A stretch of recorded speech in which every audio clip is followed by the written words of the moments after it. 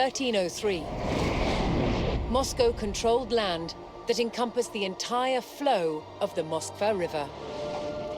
Its ambitions didn't end there. Moscow continued to expand its borders through its wealth rather than warfare. Its tactic was to buy land from bankrupt rulers, acquiring entire towns and villages in the process.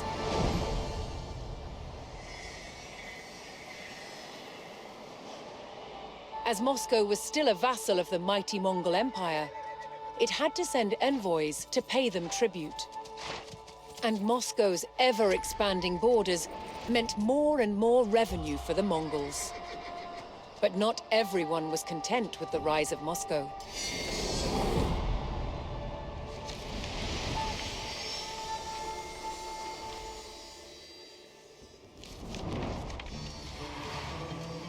As Moscow grew in power and influence, its Grand Prince, Dmitry Ivanovich, reinforced its vulnerable defenses. Its wooden fortress, the Kremlin, was rebuilt. This time, in stone. But even stone walls didn't deter its enemies. By 1368, Lithuania saw rapidly expanding Moscow as a real threat. Joining forces with the Principality of Tver, they set out to challenge its dominance. They attacked Moscow. But the stone walls held, and the enemy retreated. Tension between the factions refused to die down. In 1370, Moscow marched on territories belonging to both Tver and Lithuania, igniting a full-blown war. Years of bloody conflict ensued, until Moscow's Grand Prince Dmitry Ivanovich finally defeated both enemies. Yet Moscow was still a vassal of the Mongol Empire, which still demanded tribute. Moscow must keep up the payments or face retribution.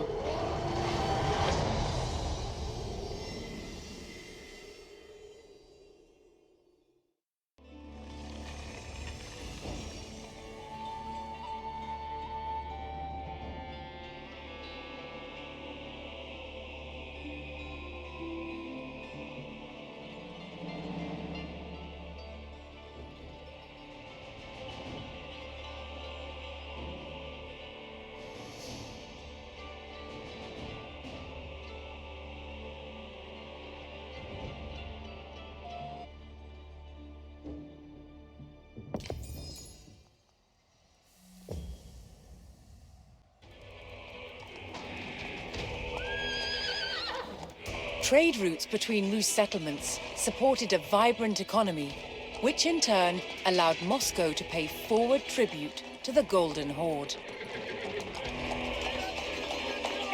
If Moscow was to avoid a Mongol attack, Dmitry would have to meet the Horde's tribute demands before the Khan's patience expired.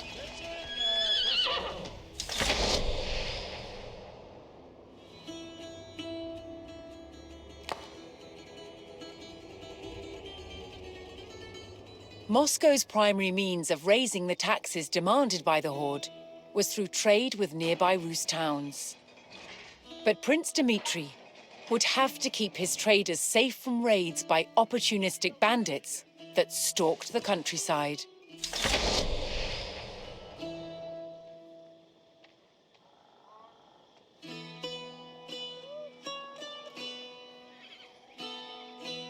Готов есмь наказы исполнять.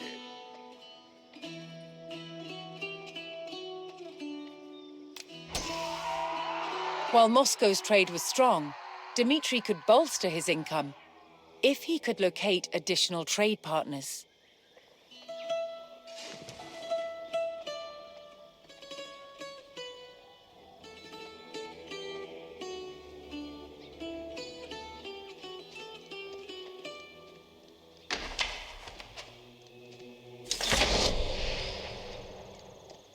есть.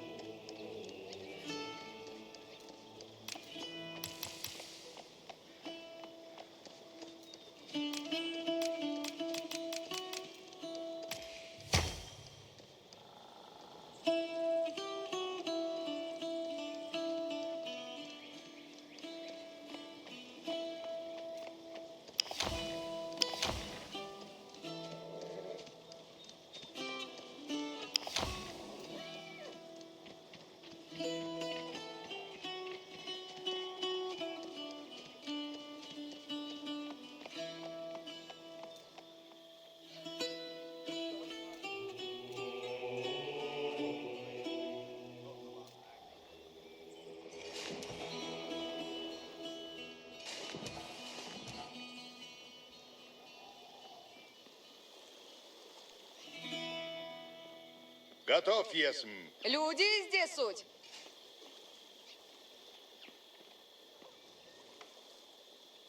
Да буду мясо. Построено будет.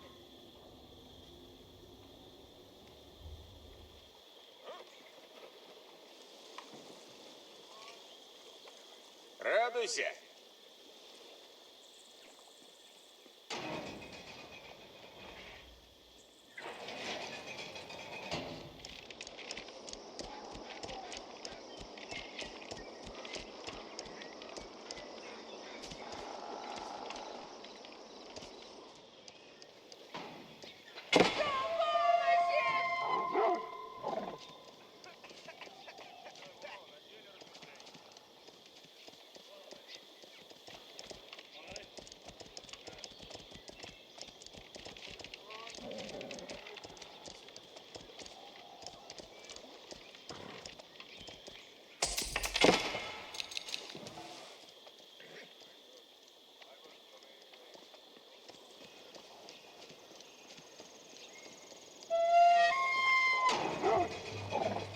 Готов трудитися есть. Я построю сие.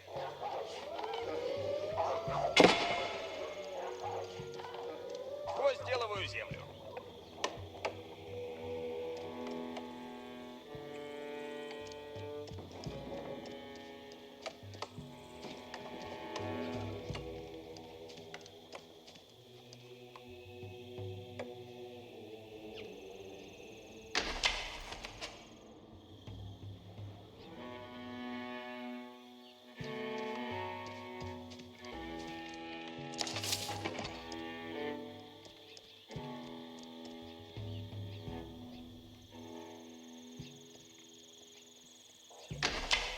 Increasing Moscow's income required locating additional trade partners. To do so, the Muscovites needed to scout the land in search of new settlements. Иду, куда велено есть. Пейщик идет. Сделаю. Прихожу.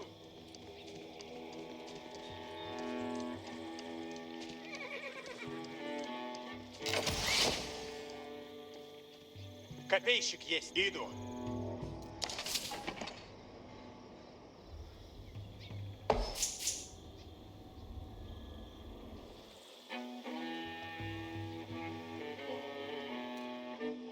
Ага.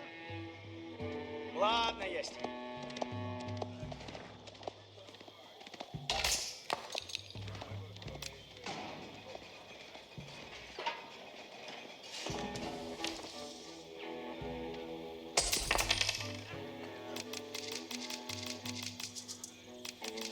Trade routes brought wealth, but safe passage was not a given with bandits stalking the roads.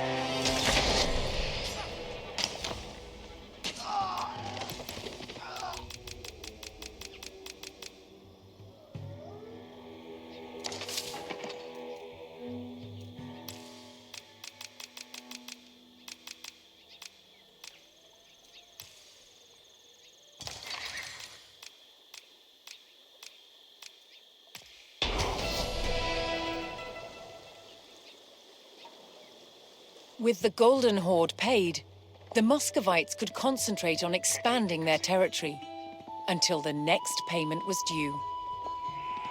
Следую приказам. Повинуюсь.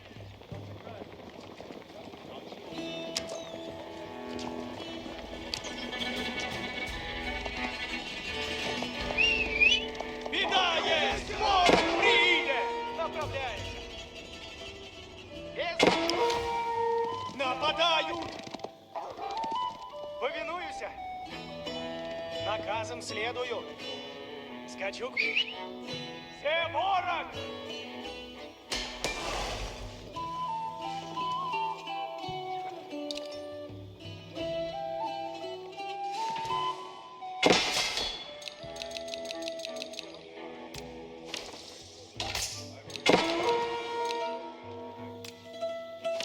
Каков наказ есть? Слушайте наказ. Стой, стой. Уразумел. Накази будут. Готово есть.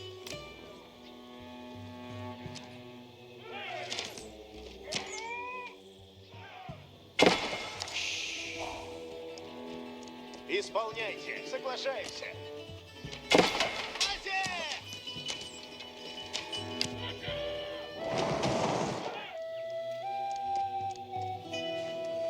Готовы будете, воины.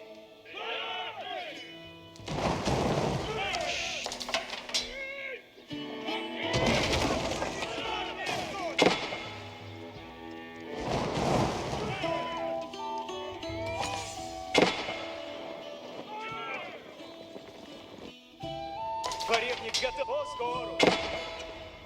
Стреляют в нас!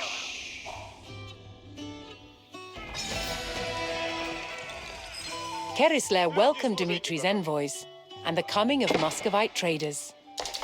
But more traders on the roads meant an increased threat of bandit raids.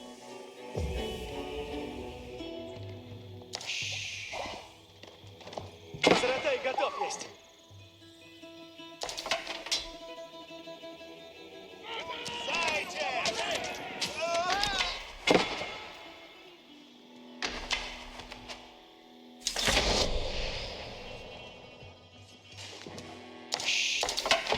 Ополчение есть.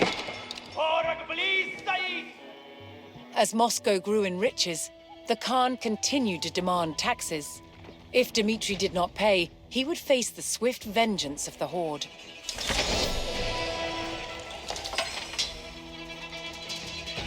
As Prince Dmitri sought to increase Moscow's power, he turned from trading with his neighbors to purchasing their lands outright. If he owned the surrounding lands, Moscow would be the dominant center of Rus' power, and Dmitri would be secure as Grand Prince.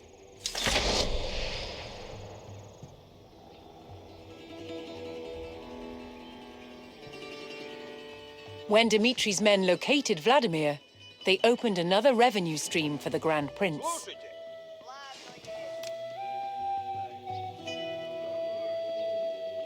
Начну трудитесь. Сделаю. Люди здесь суть. Устроено будет. Кто стреляет? Трудаются на земле, як прикажете. Приуготовляйтесь, копейщицы. Ясно есть. Дворевницы готовы, суд. Брань уразумел. А? Готовы есть мы. Двигаемся. Дворевник готов есть. Поскору.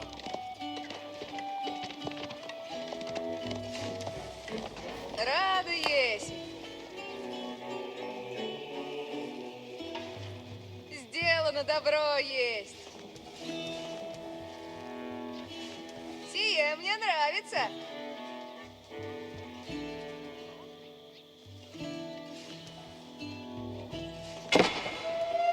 Опасно есть. Люди ждут наказы.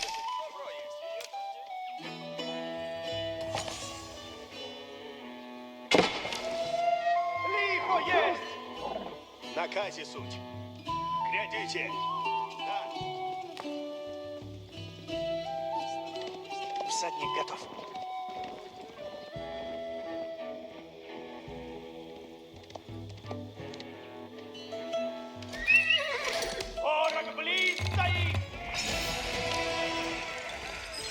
The village of Kalin was ready to trade with Moscow. Какови накази суть. Кто стреляет? Приуготовляйте копии.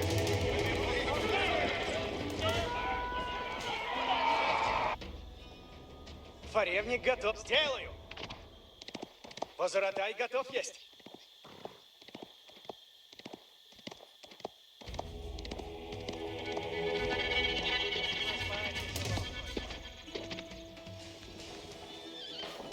Работа ждет. Торгую. Наказ будет? Біда є! Ворог прийде!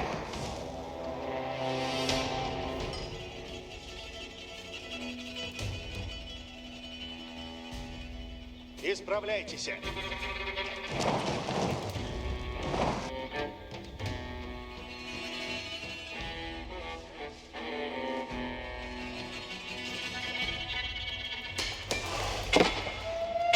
Опасно є!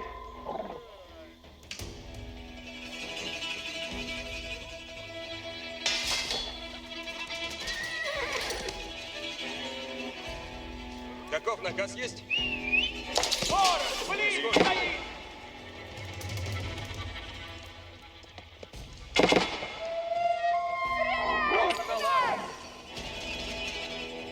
Каковина! Радость велия есть! Ладно есть! Какови накази суть? Сделай! Беда есть! Ворог! The small settlement at Pereslav welcomed Muscovite scouts and the prospect of trade. А? Двигаемся! Фаревник готов есть! Повинуюся! Готова работать. Ворог!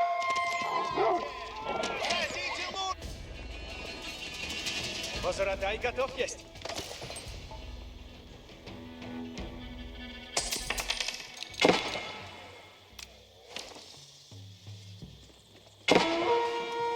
Стреляю! Ворог! Готовы близ будете, стоит! латницы.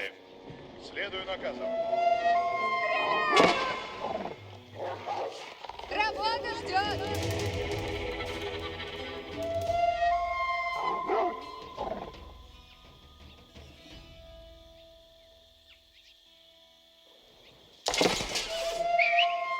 Видать!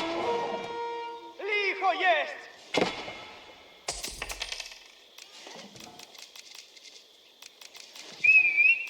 Ворог близ стоит!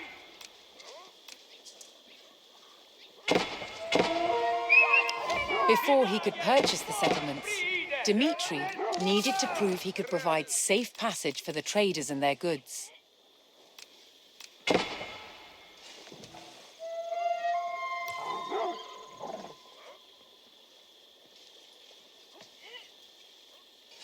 Кто стреляет?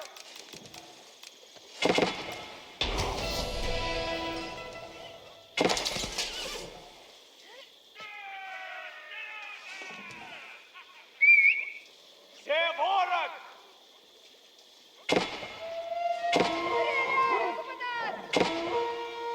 Стреляют в нас!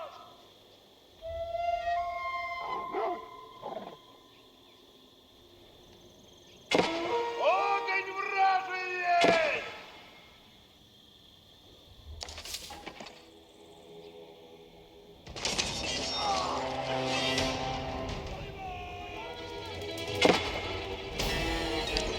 Латницы готовятся.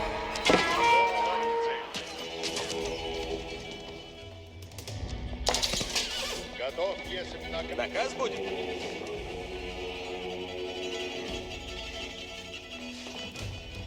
Торгую. Дело есть. Торгую.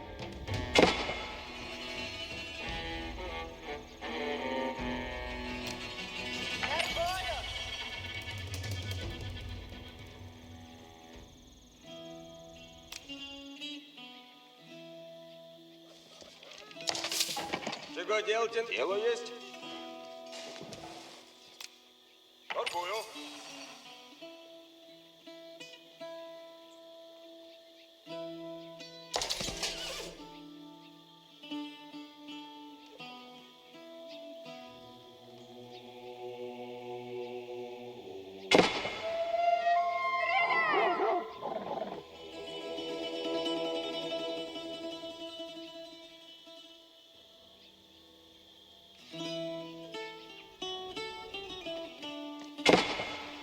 Готовитесь, латницы.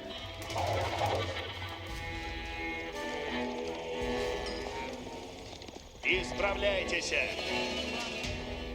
Ладно есть. Ладно есть. Чего делать надо, но... Дело есть. With safe passage established, Dmitri could now purchase his first settlement.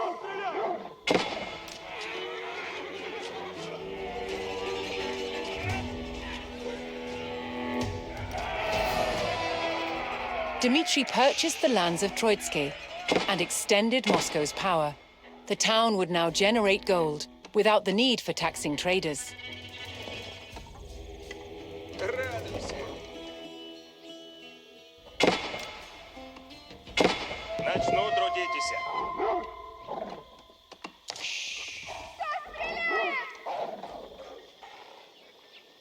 The Khan once again demanded taxes from the growing Rus provinces.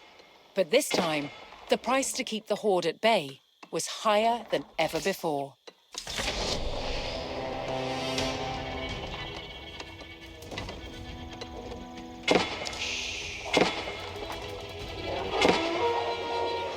Готовитесь, латницы.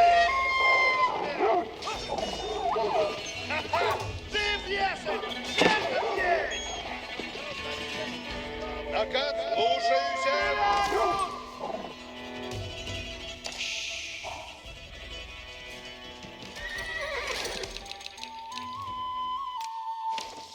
Дело есть. Я построю сие. Чего делать надо мно? Начну трудитесь. Добывайте добро. Каков наказ есть?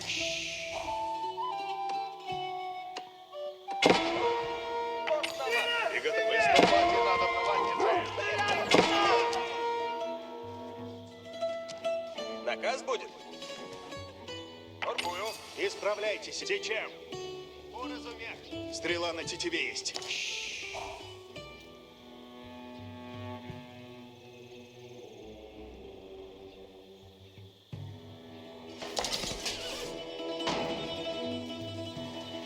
Приуготовляйте. Чего делать надобно?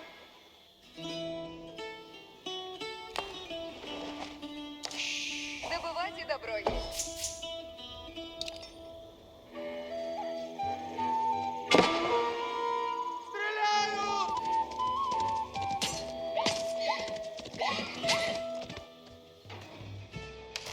Приготовляйтесь, латницы. Сделано будет. Слушаюсь. Латницы, приготовляйтесь к брани. Приуготовляйтесь все.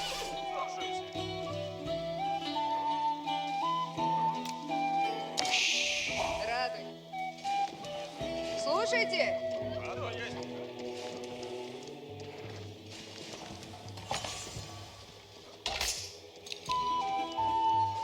Готов есть. Направляюсь.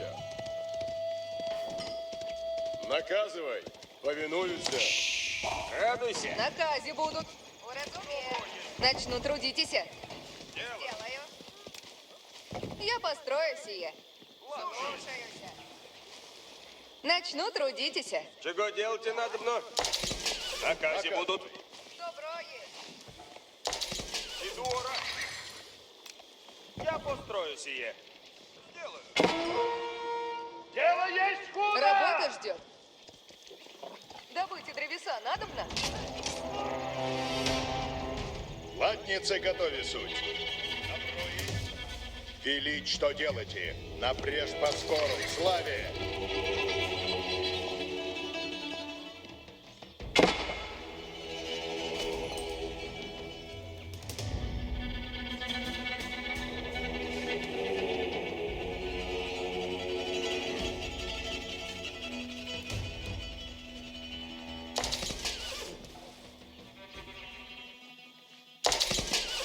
Готов есмь. Сокрушаю тебя! Все вон! Нападаю!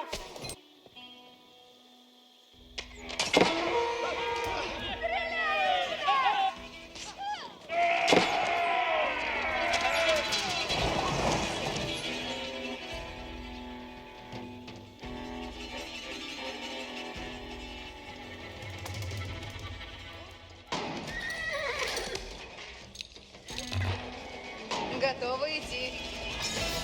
Я построю сие. Muscovite scouts located the town of Susdel, and trade could begin. Наказывай. Двигаюся.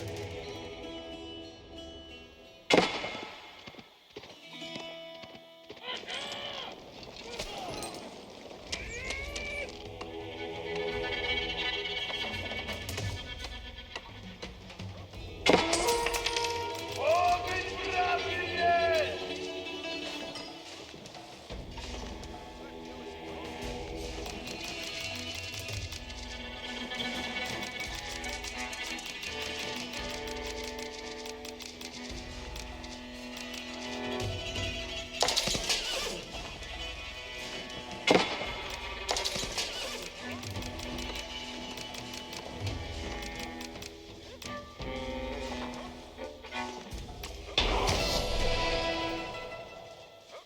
Потесил. Позоротаи, садитесь на коней! Ладно есть. Скачу, куда велено ехать, какови накази суть. Направляюся. Поскору. Мій наказ є вельми поскоро.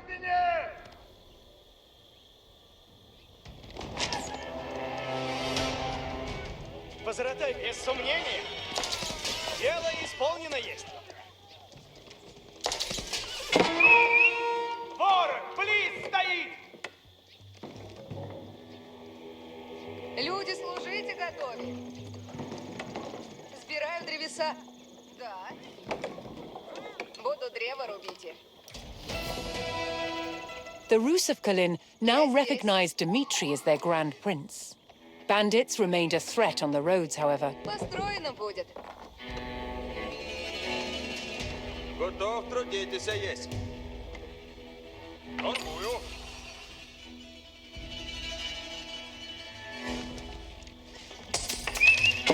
Беда есть! Ворог приидет! Готові будете, латницы. Яко угодно есть. Кто стреляет?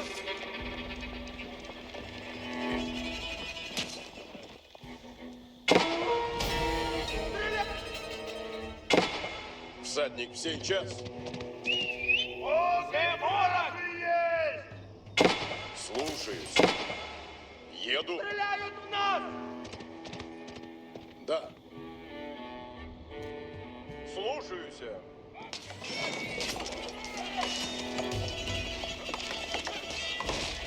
Латницы готові суть.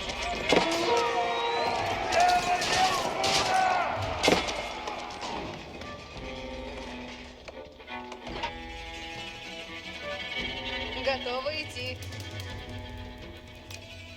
Я построю. Готовы ты разумех.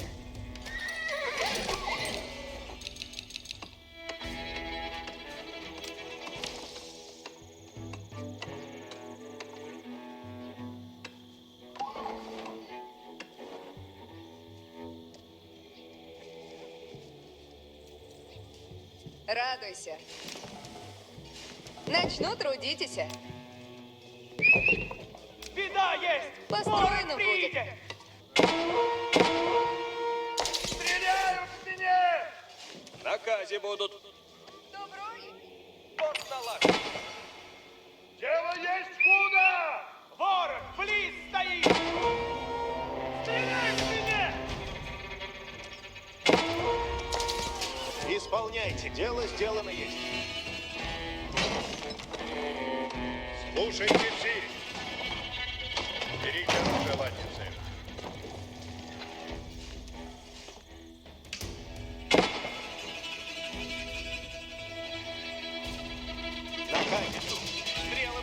суть.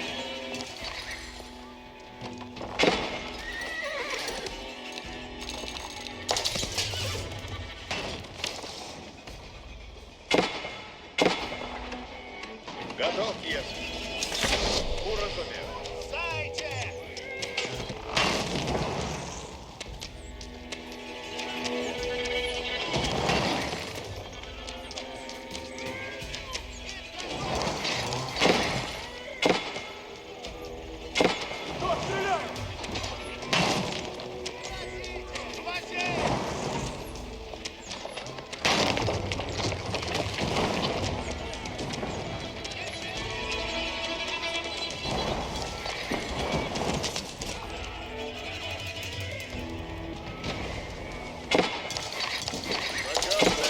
Готов, Есимнак.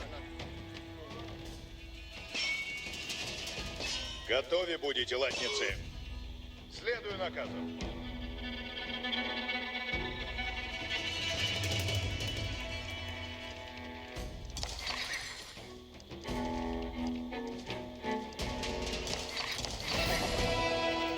Moscow's power grew as it absorbed the lands around Kolunma. Moscow's power over the region was now secure.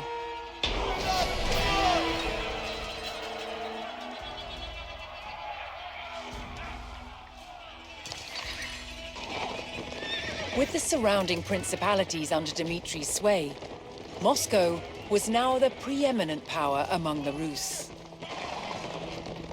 The time was coming to throw off the Mongol yoke.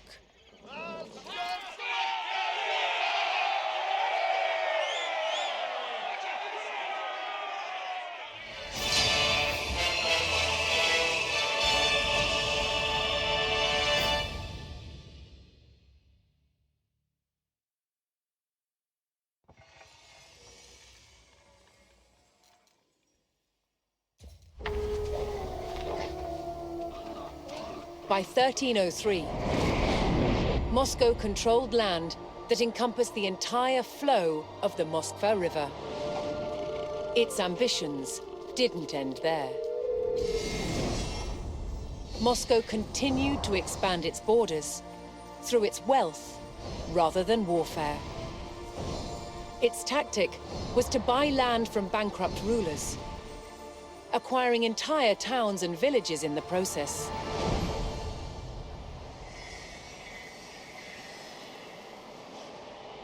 As Moscow was still a vassal of the mighty Mongol Empire, it had to send envoys to pay them tribute.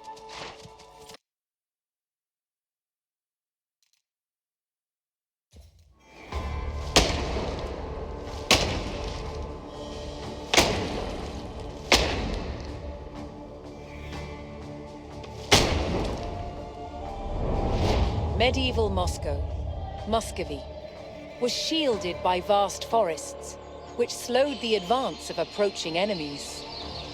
These woodlands were also an abundant source of timber for building wooden forts. Forts built within urban settlements were called Kremlins. The original Kremlin in Moscow, from at least the 12th century, was made entirely from wood, as were all buildings in the city. To understand how these forts were constructed, a scaled-down version is being made. Moscow built forts in vast numbers. You can see they had an ingenious way of doing it. These standard lengths of wood have V-shaped notches cut into the end, and then they can be simply overlaid into a box construction which forms a cell. No joints, no nails, just the sheer weight will keep them in place. Stacked together both vertically and side by side, these cells created astonishingly resilient walls. They were far better at withstanding attacks from mighty siege engines than simple vertical palisades. And the box construction of Muscovy forts also had a number of other advantages.